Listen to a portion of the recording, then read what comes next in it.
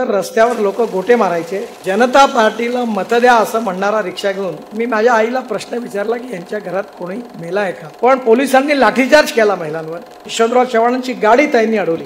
त्यांचे वर्ष बिल्ले द्यायचो. विशेषतः 1977 साली जनता पार्टीच्या चिन्हावर जेव्हा निवडणूक लढवल्या गेली होती त्यावेळी अर्ध्या नागपूरमध्ये सायकल रिक्षावर किंवा ऑटो रिक्षावर जनता पार्टीला मत द्या असं म्हणणारा रिक्षा घेऊन अनाउन्समेंट करायला मी त्यावेळी फिरायचो. अण्णाजी मेंढजोगे आमच्या पूर्व नागपूरचे प्रमुख होते, बळवंतराव ढवळे होते, छोटूभैया दाकरस होते. आणि ज्यावेळी रिक्षा घेऊन निघायचो त्यावेळी अनेक लोक म्हणायचे की मी काही जात नाही याकरता म्हणायचे की तो रिक्षा घेऊन गेल्यानंतर रस्त्यावर लोक गोटे मारायचे आणि पोस्टर फाडून टाकायचे. म्हणजे जनसंघाबद्दल गैरसमजुतीमुळे आणि त्या काळातल्या राजकारणात जो विद्वेष निर्माण केला होता, गांधीजींचे खुनेपासून अनेक अपप्रचार त्या काळात झाला आणि त्याचं प्रत्यंतर असं होतं की लोकांमध्ये जनसंघाबद्दलचा एक रोष होता, एक प्रतिकूल परिस्थिती होती आणि या परिस्थितीमध्ये टिकणं खूप कठीण होतं. पण या परिस्थितीमध्ये ताईंसारख्या कार्यकर्त्या या झोपडपट्टीमध्ये जाऊन लोकांची सेवा करून त्यांची कामं करून त्यांनी जनसंघाचा दीप त्या काळात खऱ्या अर्थाने नागपूर शहरात प्रज्वलित ठेवण्याचं काम अतिशय प्रतिकूल काळात ताईंनी केलं. आज ताईंच्या बरोबरच्या काही कार्यकर्ते आहेत, पण या पहिल्या लाईन मधल्या या सगळ्या कार्यकर्त्यांचा सत्कार केलेला आहे. पण खऱ्या अर्थाने मला स्मरण होत आहे की त्यातले अनेक कार्यकर्ते आज नाहीये. काळाच्या ओघामध्ये अनेक लोकांची नावं कारण इतिहास जो असतो हा भूतकाळातला इतिहास वर्तमान काळात जेव्हा त्याचा आपण विचार करतो तो भविष्याची प्रेरणा देत असतो. हळूहळू कार्यकर्ते बदलत गेले, नवीन नवीन कार्यकर्ते आले, परिस्थिती बदलत गेली. म्हणजे एवढा फरक आहे जनरेशन गॅपचा की मी ज्यावेळी प्राथमिक शाळेत होतो आणि मीराताईंना आठवत असेल ताई निवडणूक हारल्या आणि हारल्यानंतर मग ताईंच्याकडे आई बरोबर गेलो. मला काही फार समजत नव्हतं. ताई रडत होत्या, सगळ्याच लोकांच्या डोळ्यात अश्रू होते. मी माझ्या आईला प्रश्न विचारला की यांच्या घरात कोणी मेला आहे का, हे रडतात का. म्हणजे मला त्यावेळी समजत नव्हतं. एवढा दुःखाचा डोंगर पसरला. ताईंचं आमच्या सगळ्यांचं एक मोठं दुर्भाग्य होतं की आज आम्ही कोणालाही आमदार म्हणून निवडून आणू शकतो. त्या काळामध्ये आम्ही सगळ्यांनी कार्यकर्त्यांनी खूप प्रयत्न करूनही ताईंना आम्ही काही आमदार म्हणून निवडून आणू शकलो नाही. हे शल्य आम्हाला सगळ्यांना मनामध्ये खरं म्हणजे लागलेलं. आणि म्हणून ताईंनी या सगळ्या काळामध्ये किती वेळा पडावं निवडणुकीमध्ये. एक दिवस मला आठवतं माझ्या आई बरोबर मी जेव्हा ताईंकडे गेलो तेव्हा माझ्या आई त्यांना म्हणाली आता ताई तुम्ही उभ्या नका करावं, आता नका उभ्या. कारण तिला एवढं वाईट वाटलं की ती म्हणाली एवढं मेहनत परिश्रम करूनही लोकांना याची कदर नाही आहे. पण ही कदर समाजामध्ये नव्हती, पण त्यांनी कोणी प्रयत्न थांबवले नाही. एक सुंदर वाक्य मी नेहमी माझ्या आयुष्यात लक्षात ठेवतो. ते अमेरिकन प्रेसिडेंट रिचर्ड निक्सन यांच्या आत्मचरित्र वाचण्याची संधी मला मिळाली आणि त्या पुस्तकामध्ये त्यांचं एक सुंदर वाक्य आहे की अमेरिकेमध्ये वॉटरगेट कांडानंतर त्यांना बहिष्कृत केलं अमेरिकन समाजाने आणि त्यांना वॉशिंग्टन मध्ये एका वस्तीमध्ये ते राहायला त्यांनी घर विकत घेतलं. त्या वस्तीतल्या लोकांनी ठराव करून सांगितलं की तुम्ही आमच्या वस्तीत राहायचं नाही. आणि त्यानंतर त्या काळात त्यांनी आपलं एक आत्मचरित्र लिहिलं.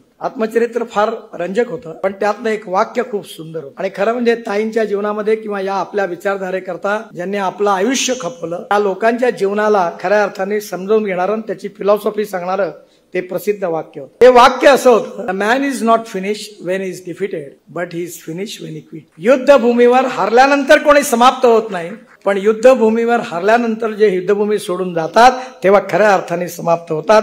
हे ते वाक्य होतं. आणि म्हणून ताई लढत राहिल्या. आता आठवतं आनंदराव ठवरे इथे आहेत, प्रभाकरराव दटके गेलेत, Yashwantrao Chavan civil supply minister, ते वसंतराव नाईक मुख्यमंत्री होते, मी हाफ पॅन्ट मधला विद्यार्थी. त्यावेळी या ठिकाणी हे जे वर्धा रोडवर अजनी चौकाच्या आधी सुभाष अपराजित राहतात त्या चौकावर ताईंनी आपल्या महिला आघाडीच्या बरोबर त्यावेळी तो मिलो मिळायचा. खूप लोकांना नाराजी होती. ताईंनी 500-700 महिलांच्या उपस्थितीमध्ये त्यावेळी प्रभाकर दटके आणि आनंदराव ठवरे, मी पण त्यावेळी होतो, युवा मोर्चाचं काम सुरू केलं होतं. आणि त्यावेळी मला आठवतं पोलिसांची त्या यशवंतराव चव्हाणांची गाडी ताईंनी अडवली.